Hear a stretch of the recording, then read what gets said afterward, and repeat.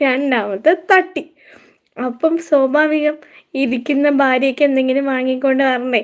ഭാര്യ അല്ലെങ്കിൽ ഒന്നാമത് ചോറും കറിയും വെച്ചിട്ടിരിക്കല്ലേ. അങ്ങനെ എന്ത് ചെയ്തെന്നറിയാമോ? ഭാര്യയ്ക്ക് കൊത്തു പൊറോട്ട വാങ്ങിക്കൊണ്ട് വന്നു. പക്ഷേ ഇത് ഞാൻ അറിയുന്നില്ല.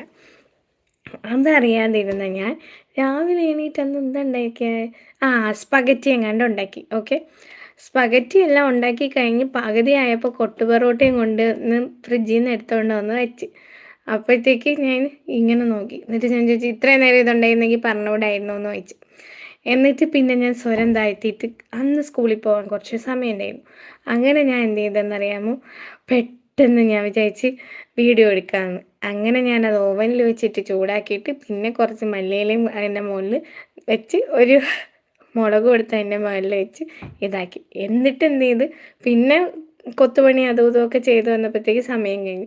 അത് കഴിഞ്ഞ് അത് തിരിച്ച് അതുമാതിരി പാത്രത്തിൽ ഇട്ടിട്ട് അടച്ച് സ്കൂളിൽ കൊണ്ടുപോയി തിന്ന്. വലിയ ഗുണമൊന്നുമില്ലായിരുന്നു. പിന്നെ തിന്ന്. പക്ഷെ അതിനകത്തൊരു ചിക്കൻ കുറച്ച് പീസ് ഉണ്ടായിരുന്നു. പക്ഷെ അതെങ്ങനെ അവരുണ്ടാക്കിയെന്ന് എനിക്ക് മനസ്സിലായില്ല കേട്ടോ.